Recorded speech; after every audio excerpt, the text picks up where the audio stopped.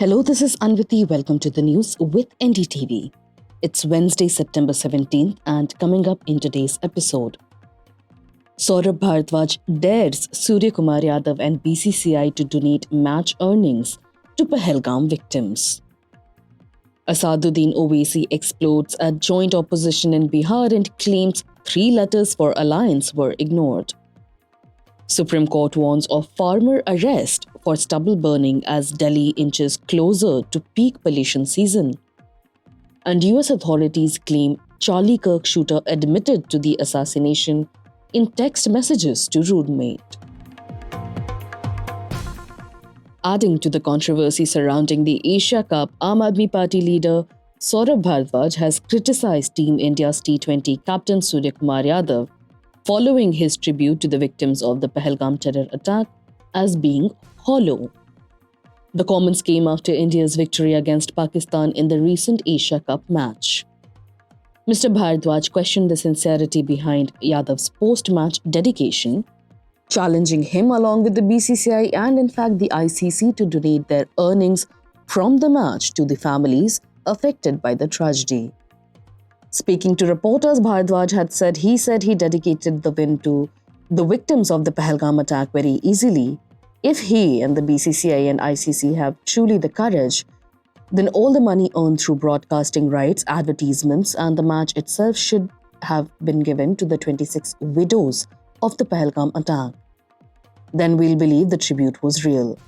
He went on to say they don't have the courage to actually do anything. It's easy to say something is dedicated to someone and simply move on. The Aam Aadmi Party leader's comments were widely shared after being posted by the Press Trust of India on social media. At the time of reporting, there had been no response from Suryakumar Yadav, the BCCI, or in fact the ICC. India secured a 7-wicket win in Sunday's match, which had already drawn controversy online, with calls for a boycott in the wake of the Pahalgam terror attack. The match was criticized by several opposition leaders who accused the government of failing to take a firm stand against Pakistan. Following the win, Yadav had stated that the victory was dedicated to our armed forces who took part in Operation Sindoor and said that the team stands with the families of victims of Pahalgam terror attack. Indian players also chose not to shake hands with the opposition team, with both captains refraining from the customary pre-match handshake. 26 tourists, including a Nepalese national, were killed in the attack on 22nd April in Jammu and Kashmir's Pahalgam. Following this, India launched Operation Sindoor, which led to almost war-like situations between India and Pakistan. Because of all of this as the backdrop, many in India had opposed India participating in the Asia Cup and playing against Pakistan. Opposition parties, many activists, and some celebrities had raised the question of not playing Pakistan as a sign of true patriotism. In the run-up to the Bihar elections, AIMIM leader and Hyderabad MP Asaduddin Owaisi has already addressed allegations of being BJP's B team a few times. But this time he claims the opposition cannot repeat such claims when they don't even include him in their joint alliance for the polls. Speaking with NDTV, Mr. Owaisi said that the All India Majlis-e-Ittehad Muslimin or AIMIM was open to contesting just 6 seats as a part of possible alliance in Bihar. Bihar already has a Mahagathbandhan opposition alliance comprising Congress, RJD, and many smaller and left-leaning parties. He said letters were sent directly to RJD chief Lalu Prasad Yadav and also to Tejasvi Yadav, but no response was received.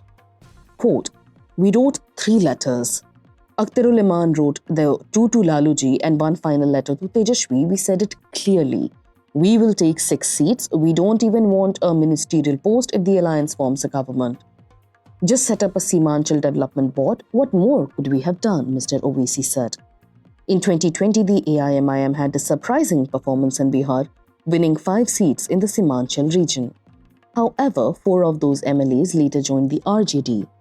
Referring to that, Mr. Owaisi said, "They say we are the BJP's B team.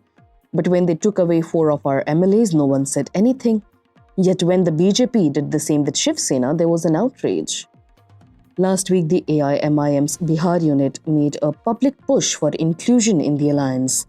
Party workers gathered outside Lalu Yadav's home, beating drums and putting up posters. Bihar unit president Akhtarul Iman said they also tried informal channels. Quote, "We even sent word through RJD MLAs and the reply we got was, AIMIM should not contest at all." Mr. Owaisi stressed that his party has a duty towards the people of Seemanchal. Quote, "There's frustration on the ground. We are being unfairly branded. 4 days ago, we handed over our letter and beat our drums. Still, they act like they cannot hear us." A few months earlier, he had ridiculed the opposition by saying he's ready to join them. But when they lose against the NDA, the India bloc should then not come back with these B team and the unfairness claims. At that time, he had said, quote, "Our state party chief Akhtarul Iman is trying his best, and I have asked him to try his best. No one should cry after the election. Mummy, mummy, they have stolen our chocolate. If they're ready for an alliance, I am ready. I don't want the BJP NDA to return, but if they don't agree, we would have to contest the elections alone, right?" The Supreme Court has warned that farmers who continue to burn stubble in violation of environmental rules would face arrest. The statement came during a hearing on Wednesday as the court looked into the ongoing failures by the states to tackle pollution in Delhi, NCR, linked to stubble burning.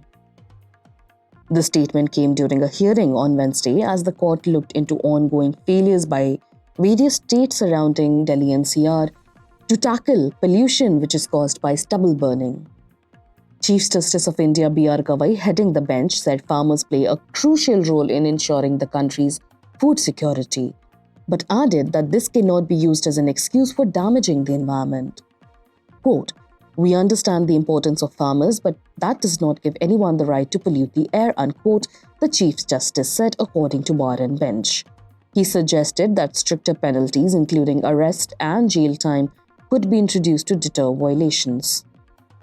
The hearing was a part of suo motu proceedings the top court had initiated earlier this year, suo motu being that the court itself recognized this issue and no one had filed a plea.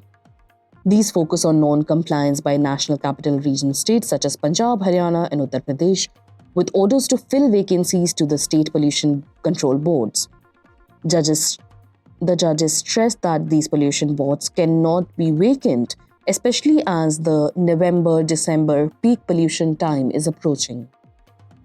Justice Vinod Chandran, who was also on the bench, questioned why state governments had failed to enforce the stubble burning law strictly despite repeated directions from the court. The bench expressed concern that pollution levels continue to spike each year with little improvement on the ground. Senior advocate Rahul Mehra, representing Punjab, informed the court that efforts were underway to bring down air pollution levels in the state. However, amicus curiae Aparajita Sinha noted that farmers in some regions were still burning crop residue despite the availability of government incentives and machinery. She told the court that some farmers intentionally burned stubble during times when satellite monitoring was not active, making detection harder. In October 2024, the Supreme Court had summoned the Chief Secretaries of Punjab and Haryana and asked them to amend local laws to allow for heavier fines for stubble burning. Court observed on Wednesday that such steps had yet to produce noticeable results. The bench reiterated the need for a balanced approach, offering support to farmers who comply while taking firm action against those who don't.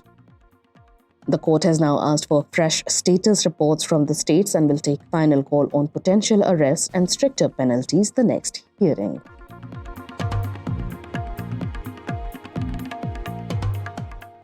The man accused of killing conservative activist Charlie Kirk in USA allegedly admitted to the crime in a series of text messages to his roommate, according to newly released court documents.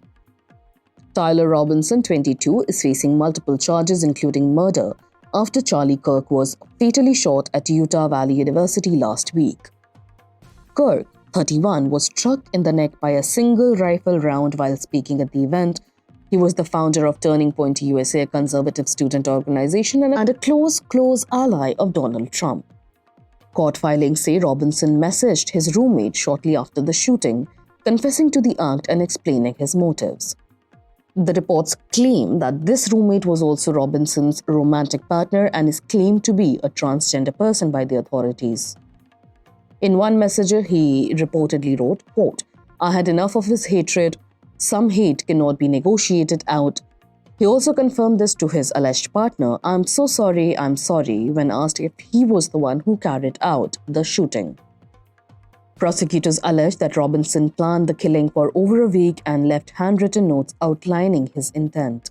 One of those notes found hidden under a keyboard read, "I had the opportunity to take out Charlie Kirk and I'm going to take it." The court documents also include transcripts of messages between Robinson and his alleged roommate/partner, where he discussed hiding the rifle used in the shooting and his fears about being caught. He reportedly asked this partner to then delete the messages and not speak to the media or police and lawyer up if being called upon. Robinson was arrested late last Thursday in St. George, southern Utah, around 240 miles from the scene of the shooting. He turned himself in after being convinced by a retired sheriff's deputy he was a family friend. During a search of Robinson's home, police found a shell casing with markings matching those found near the abandoned rifle at the crime scene. They also recovered paper targets with bullet holes. Robinson's mother told investigators that her son had shifted politically over the last year, becoming more left-leaning and supportive of the LGBTQ rights after starting a relationship with his allegedly transgender partner. To be noted that Robinson was raised in a strictly Christian household and they're both Republicans. Now FBI is examining the gaming chatroom on Discord where Robinson had been active. FBI Director Kash Patel confirmed the investigation was ongoing and that the agency was following all leads. Robinson faces charges including felony, discharge of a firearm, obstruction to justice, and witness tampering. Some charges carry enhancements related to political motivation in the presence of children during the incident. If convicted, he could face life in prison or even the death penalty. That's all for today. You were listening to the news with NDTV, your daily newspaper and TV bulletin wrapped in a compact podcast. If you want to catch up with the day's events in a hurry, do remember to subscribe to the News with NDTV on Apple, Spotify, and the NDTV News app. This is your host Anviti, signing off.